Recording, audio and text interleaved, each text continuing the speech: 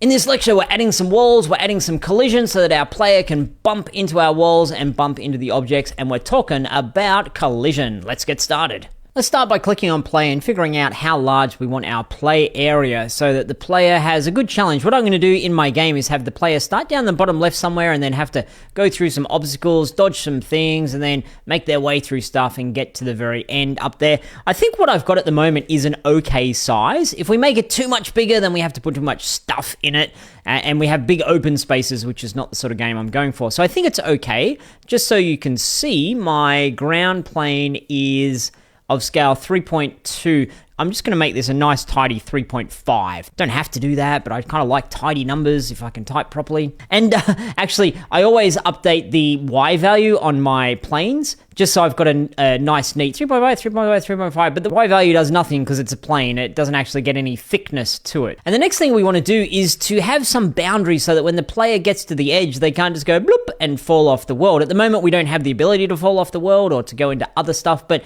we just want to say to them, hey, you're not allowed to go past there. This is the playing arena. So I'm going to give this to you as a challenge, is to create some walls. Here's the challenge: add some walls around the outside of your play area, and if you like, make them a different color. For bonus points, name them properly and organize them in your hierarchy. That's just for bonus points. I'll show you how to do all of this when you get back from giving it a shot, so see you shortly.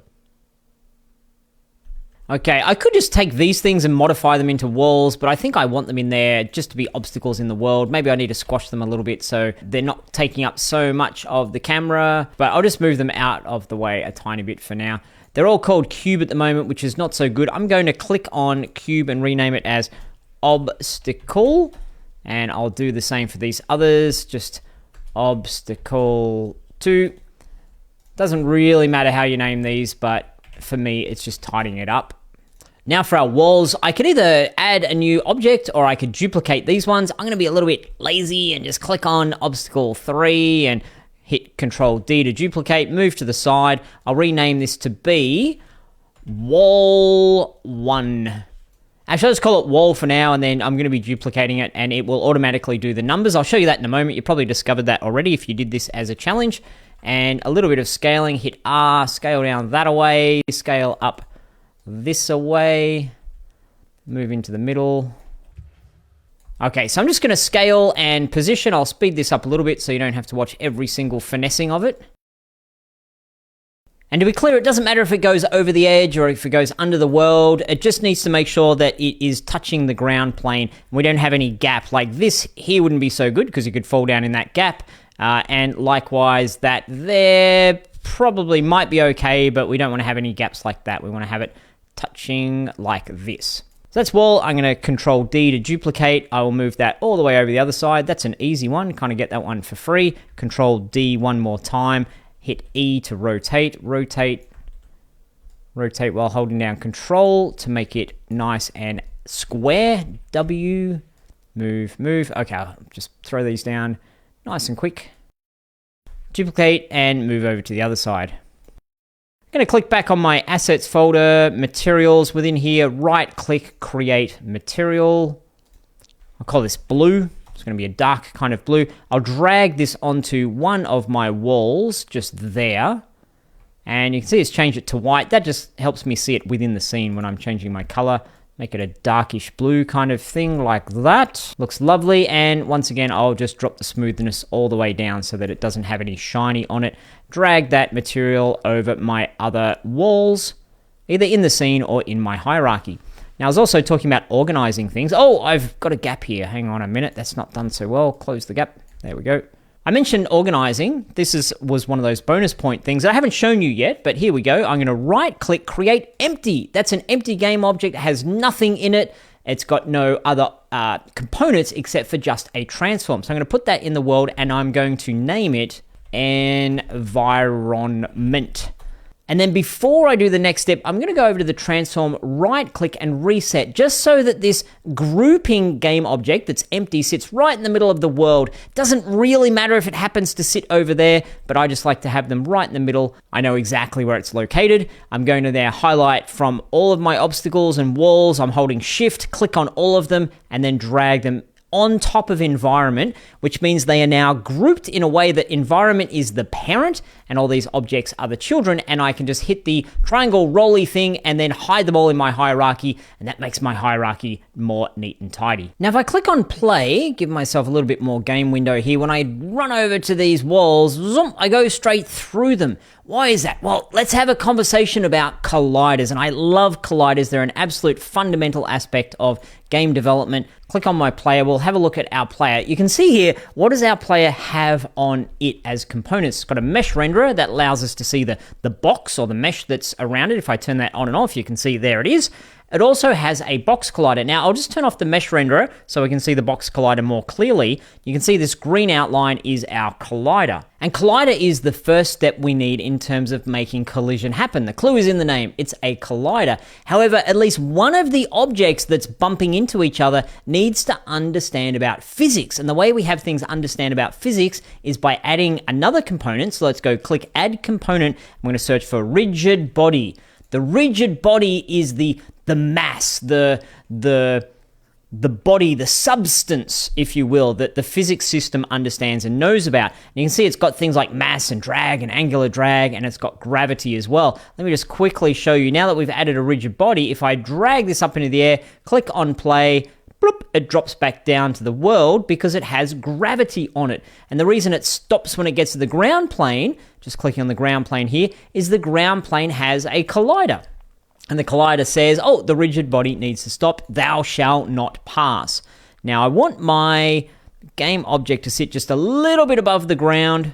I don't want to have gravity on because gravity is going to sort of try to be constantly forcing it into the ground, and then we'll have to deal with friction and other kind of things. So just a little bit off the ground. So the player thinks it's on the ground, but it's not quite on the ground. So we'll turn off gravity by clicking the checkbox. Now when I click on play, it doesn't move up or down at all, which is great. And now that we've added a rigid body, if I go running over to the side of the world, and let me just make my game window a bit bigger, running over, boop, I can't get past it because it's a rigid body trying to bounce into a collider. But we're getting, whoa, all manner of weird nonsense going on here. Why is that? Well, because we're using the physics system is saying, when you bounce back, you probably should bounce up a little bit and to the side a little bit. And oh, by the way, you should be rotating a little bit because of the way that physics is interacting with the object. Undo those things. And we don't want those things. We want our player to stay being cool, calm, collected, and not kind of bounce and float off into the distance.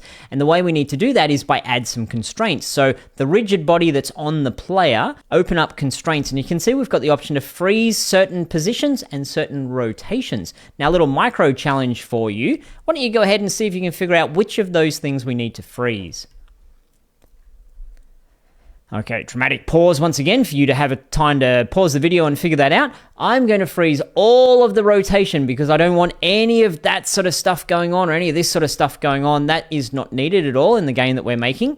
So I'm freezing all of the rotation. Now, what position do we want to freeze? Well, obviously, we don't want to freeze X because we need to move on X. And we don't want to freeze Z because we need to move on Z. So therefore, I am going to freeze Y just to stop the ability of going boing and bouncing up into the air. Now, when I click on play and go flying over towards the wall, bouncing into the wall, no bad things can happen. Now, I will point out that you can probably sneak through the gaps in the collision in our objects here because our collision is not perfect. We've kind of got these two things sort of touching each other, and that makes a sort of a gap in our collision. And that's a little bit of the downside of the type of game we're making in a fast and loose, quick way, and that we haven't really set up our colliders in the best way possible. But I don't want to get bogged down in the details for this little project. We're doing something that's pretty good. We're not quite ready yet to ship this to the App Store or put this on Steam. We're learning the principles of how Unity and game development work. Now, if you had an object and you've seen that for some reason didn't have collision on it, so if we were to delete this component, so if I right-click, remove component, it now does not have any collision, and when I go flying over there, whoop, I just run straight through it. That's not what we want. We want to have a collision on it, so I click back on the game object, and I add component collider. And we've got a few types of colliders we can add. Ours happens to be a box-shaped thing, so box collider is just fine, but if it was a capsule type thing, we'd want a capsule collider, and you can see there's a bunch of other colliders we could add as well. I'll add a box collider, and by default, it's going to fit perfectly around the outside of the mesh, which is what we want. If you were looking at that and saying, oh, I kind of want a little bit of a buffer so that the player can't touch right up against the mesh because it looks a little bit weird, then you can go in and edit the collider either by clicking on the edit collider button and then dragging, see the little green dots here on each of the faces? You can drag that face out and extend it a little bit, or I'll just hit undo on that. I can also click back on my edit collider button to uncheck that, and I could go onto the size and drag that way, and if I wanted to move it in a particular direction, then I can do that by on center. So I'm changing the size and I'm changing the center. If I have the center back at 0s and the size at 1, 1, 1, then it will fit exactly around the mesh that we've got in there at the moment.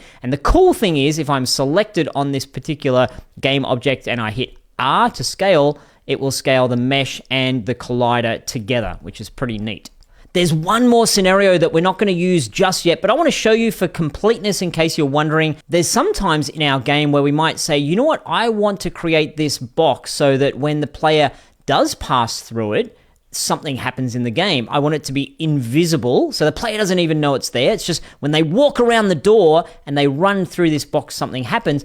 That's called a trigger, and we would need to click the trigger check mark here. Then when my game object or when my player runs through that, you can say I've run through it over here. It can run through it. It doesn't bump you off the outside of it. It's not a collider anymore. Technically a collider, but we would then call it a trigger because it's acting as a trigger. And we can send information in our code to say, when you pass through this trigger, make nifty things happen in our game. So I just wanted to show you that for completeness because we use triggers a bunch in video games. I'm just going to turn the mesh renderer back on and uncheck is trigger because I want that to be just a regular old wall that we bump into for now. So there we go. That's all for basic collision. I hope you're excited about it as I am, and I will see you in the next lecture.